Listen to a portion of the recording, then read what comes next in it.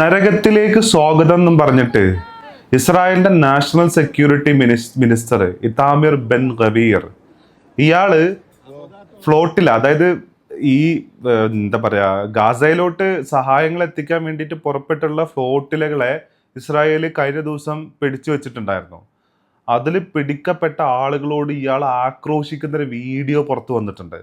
അതിൻ്റെ ഇടയ്ക്ക് free Palestine ഒരാള് ഒരു വനിത അവര് മുദ്രാവാക്യം വിളിക്കുമ്പോൾ അവരെ ഡീറ്റെയിൻ ചെയ്യുന്ന രീതിയുണ്ട്. കാടത്തം നിറഞ്ഞ ബാർബേറിയൻ ഒരു കോൺസെപ്റ്റ് നിറഞ്ഞിട്ടുള്ള ഒരു പരിപാടി ഇവർ ചെയ്യുന്നത് കാണണം നിങ്ങൾ. ആദ്യം ഈ ഇതാമിർ ബെൻ ഗവീർ വളരെ ഫാർ റൈറ്റ് ആയിട്ടുള്ള നാഷണലിസ്റ്റ് ആയിട്ടുള്ള, എന്താ പറയുക, ഇസ്രായേലികൾ ലോകത്ത് അടികൊള്ളുന്നുണ്ടെന്നുണ്ടെങ്കിൽ ഞാനൊരു വീഡിയോ ചെയ്തിട്ടുണ്ടായിരുന്നു. ഇവര് ലോകത്തിന് ഇസ്രായേലിന്റെ പുറത്തോട്ട് സഞ്ചരിക്കുന്ന സമയത്ത് ലോകത്ത് എല്ലാ സ്ഥലങ്ങളിൽ വെച്ചിട്ടും ഇവർ തല്ല് വാങ്ങിച്ചുകൊണ്ടിരിക്കുകയാണ്. ആ വാങ്ങിച്ചുകൊണ്ടിരിക്കുന്ന സമയത്ത് കൂടുതലും ആൾക്കാർ ഇസ്രായേലികളോട് ചോദിക്കുന്ന ഒരു ചോദ്യമാണ്, നിങ്ങൾക്ക് ഇതാമിർ ബെൻ ഗവീറിനെ അറിയോ? നിങ്ങൾ ബെൻ ഗവീറിന്റെ സപ്പോർട്ടർ ആണോ എന്നുള്ളത്. നെതന്യാഹുവിനെ ഒന്നുമല്ല ചോദിക്കുന്നത്. അത്രയും ഫാർ റൈറ്റ് ആയിട്ടുള്ള ഒരു മനുഷ്യനാണ് ഈ ഇതാമിർ ബെൻ ഗവീർ എന്ന് പറയുന്നത്. ഫാർ റൈറ്റ് ഒന്നും പറയാൻ പറ്റത്തില്ല ഇയാളെ.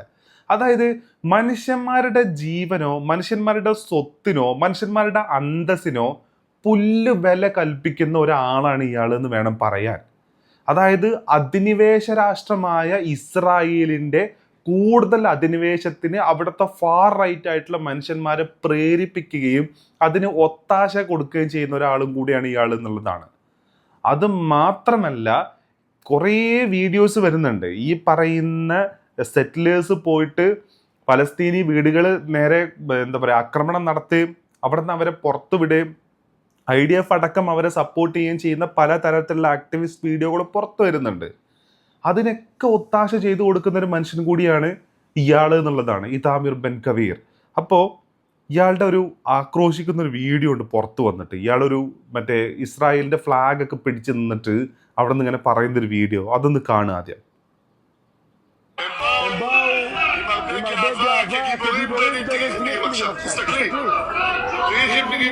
ആ മനുഷ്യരെ കടത്തിക്കുന്ന കണ്ടോ?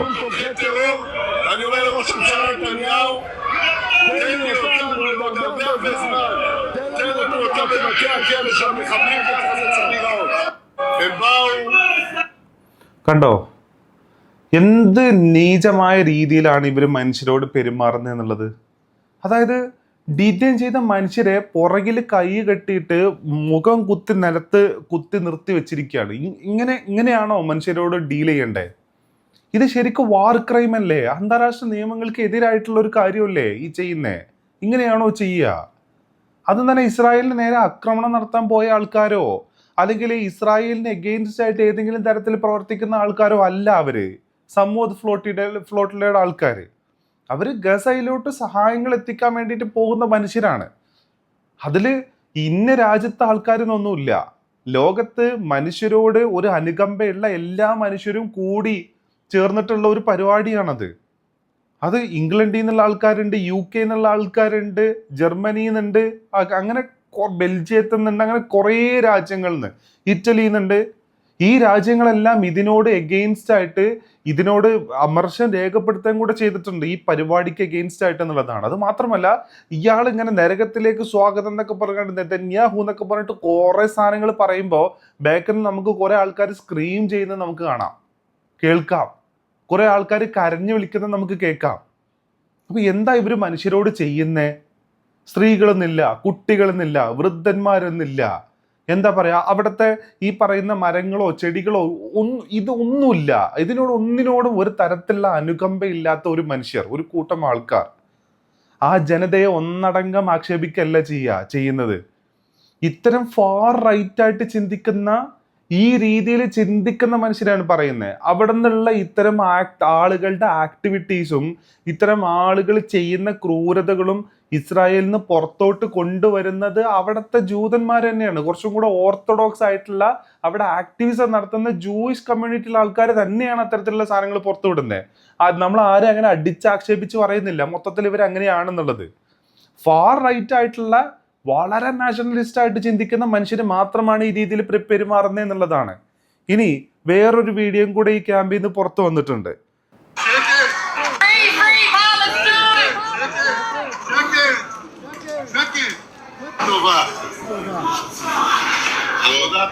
ברוכים הבאים לישראל, אנחנו בעלי הבית. ככה צריך.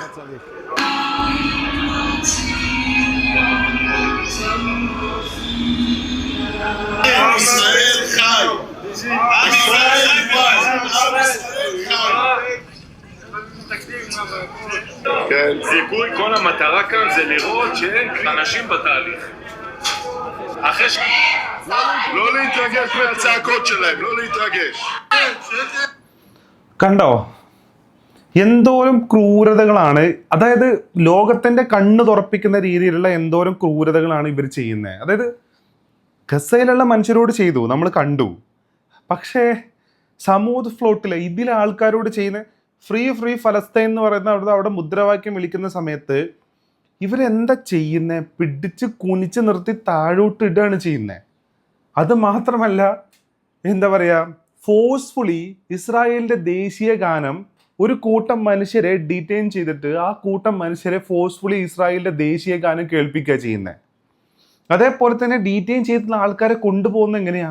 നടത്തിയാ കൊണ്ടുപോകുന്നത് കുനിച്ച് നിർത്തി ഇങ്ങനെ മുതുകിനെ ഈ പെരടിക്കിനെ പിടിച്ച് താഴോട്ട് അമർത്തി പിടിച്ചിട്ടാണ് ഇവരെ കൊണ്ടുപോകുന്നത്.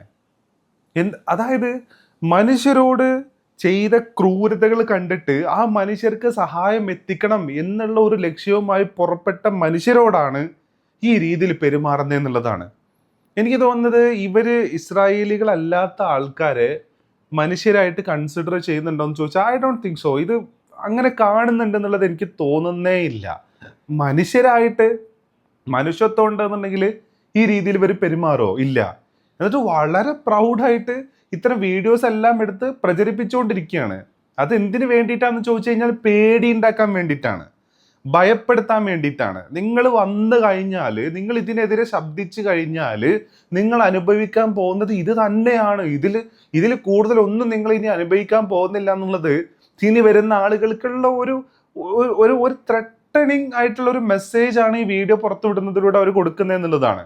എന്നിട്ടാണ് 100-700 കോടി രൂപയോളം ഇവര് ഈ പറയുന്ന ഇസ്രായേലിന്റെ മുഖം രക്ഷിക്കാൻ വേണ്ടിയിട്ട് ചെലവഴിക്കുകയും കൂടെ ചെയ്യുന്നതെന്നുള്ളതാണ്.